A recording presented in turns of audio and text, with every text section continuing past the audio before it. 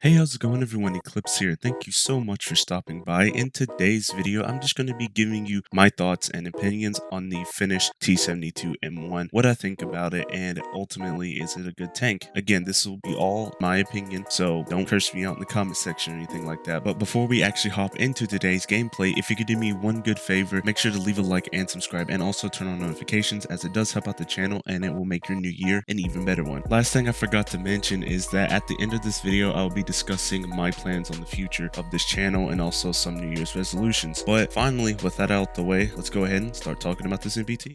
The Finnish T-72M1 is a battle ranking 9.3 MBT. Now, for some, that sounds like an amazing battle rating for this type of MBT, and in all honesty, it's not and is at the same time. The downside to this thing being at 9.3 is you start entering the realm of things having thermals. For example, the Chinese BattleBawZ that has Gen 3 thermals that sits at a lower BR than you and just has a better everything than you. The one thing that this MBT does not have that it should have gotten, but you know, Russia, is this thing doesn't have thermals. You don't have any sort of thermals. The only thing that you have to help you see is just, well, night vision, and even then night vision is just completely useless in this game. Next thing I want to talk about is this thing's speed. The T-72M1, the Finnish one, or just the other variants of the T-72, this thing's top speed is actually really decent for what it is. Its reverse gear is completely non-existent because the T-72s and most Russian MBTs were meant to be made in mass numbers as cheap as possible, so you don't have the luxury of the reverse speed like the T-80U, the Swedish one, and the, well, Russian ones, which their reverse speed's a lot better than yours. And if we talk about NATO tanks' reverse speed, well, the reverse speed is just better in terms of just Warsaw stuff. Next, we're going to talk about this tank's armor. Now, if you're someone like me, you probably were wondering, where's the armor modification for this version of the T-72M1? And, well, luckily, Justin Plays, a warthunder YouTuber, made a video on this thing talking about how this version of the T-72 already has its modern-esque armor modification, which means you kind of already have your strongest armor. Now, does it mean anything at 9.3.10.0? No, absolutely not. Anyone can simply just lower plate you, or if their round is big enough, or dart rather, is big enough, it can just sail straight through your armor like cheese, and it's kind of sad and frustrating. Even someone can kill you just by simply hitting the weld between your lower plate and your upper plate and just causing the fuel tank to rupture, and well, pop goes your turret. Now, let me be clear, there are some people that you come across when you're using this thing that just simply don't know how to kill you, either because they don't know how to deal with the T-72, or they simply just do not have a powerful round. So your armor does kind of save you at certain points, but if you're going up against someone who knows how to deal with a T-72 right off the bat, as soon as you round a corner or as soon as you crest the hill, you're just simply gone. You're just going back to the hangar, and that's just how it is. Now, I have to reiterate something. I understand why this thing is at 9.3, because if you bring it down to the 8.0 range, where you're fighting Cold War, World War II stuff, and you'll just completely wreck a match. If you put it too high, you're going up against things that have better rounds, better optics, better thermals, better speeds, and so I can understand why this thing sits at 9.3. Now, overall, this thing's round is pretty decent. It gets I think a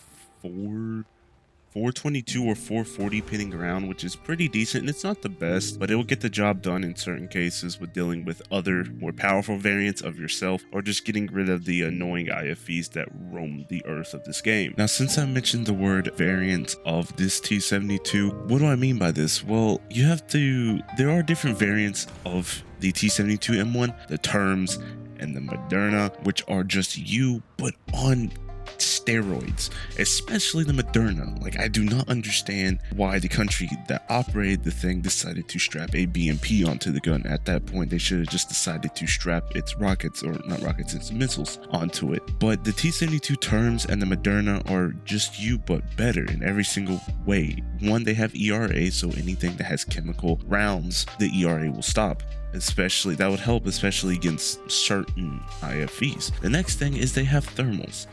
And especially the terms, well, the terms has a better zoom optic than the T-72 here does, and so they again are just you, but better. But just because they are better than you does not mean you can't kill them. This T-72 is more than capable of killing them by simply just shooting the lower plate, going through the driver port, side shot through where the turret and the hull meet. You know, there's many ways that this thing could take those types of tanks out. It's not hard, it's just very, very tricky, because sometimes their ERA just eats your dart, or sometimes they turn in an awkward direction where their ERA is more than your dart can actually go through, and so you just have to watch out for that. But this thing is more capable of taking care of those variants. The only downside that I've came across is the fact that you cannot HE the terms or the Moderna, which those things and many other tanks out there around this BR love to do to you. As soon as they see your dish cup pop up and they see the smoothness of your turret, they don't even waste their time lobbing a dart your way. They just throw in HE at the top of your turret, pop goes your turret,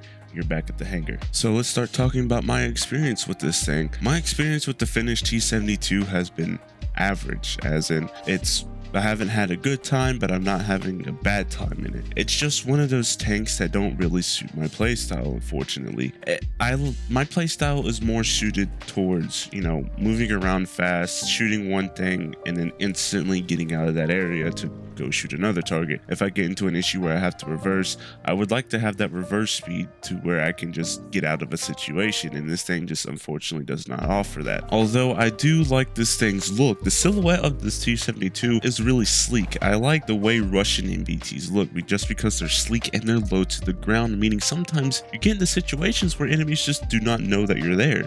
My experience in terms of the play style of this thing is I don't like how this thing plays. You have to play this thing very, very, very, very slow. Although there are some people out there who can play this just like an Abrams or a Leopard.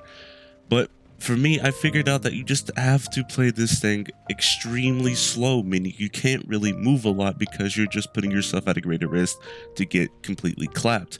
What I figured out is that you just find yourself a little position where you can see where enemies are coming from, digging yourself a little hole so that way you're in a hold down position, and just going to town, praying to God that no one knows how to take you out, because as soon as you move, well, you're just going to get sent back to the hangar, and I just simply do not like a playstyle where I can't really do much but sit and not move. Now, when moving around the maps and stuff in the T-72M1, I'm kind of forced to do an ultra-wide flank, and I really do not like doing that in majority of my MBTs. When I'm using something like the 2PO or the CV90, I don't really have to worry about doing an ultra-wide flank. I can simply just do a normal flank, and that would be enough to basically allow me to pop off enemies, because I have that maneuverability, as this thing just does not have any maneuverability at all. Overall, if you like this thing, by no means I'm not stopping you from playing it. Simply just for me, I can't with this MBT. This MBT unfortunately was part of an era that's just long gone in terms of tanks, because you're fighting so much things that are just better than you, that can do stuff better than you. Now, for the last part of this video, I just wanted to talk about my future plans for this channel and my New Year's resolutions. So when I was sick, I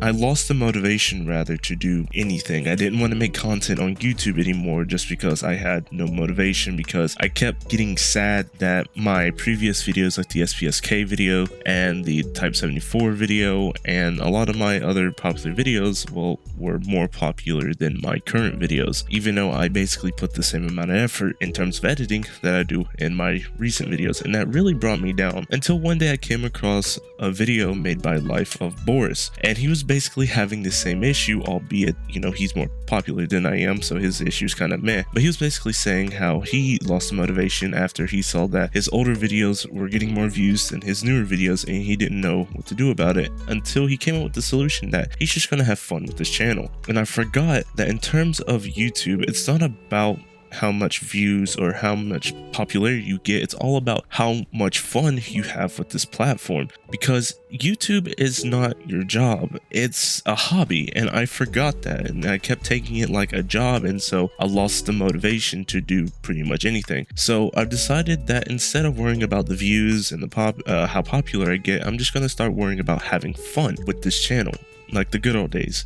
Second thing I want to talk about is that I'm going to start uploading other content to this channel. I do love War Thunder, I really do, but as time goes on, I'm starting to get semi-tired of it. I'm still going to play it and I'm still going to upload content to it because there's no other game like it out there, but from time to time, I am just going to start uploading other content to this channel, for example, Daemon X Machina or Bayonetta, depending on, and stuff along those lines. It just all depends on how much action and stuff is in those games. But with that being said, my New Year's resolution is that I'm going to make an attempt to meet new people to hang out with in terms of this game, to find more people to squad up with, so that way I have a variety of people in my recordings. But anyways, with that being said, this has been your host, Eclipse, and I'll catch you on the next one.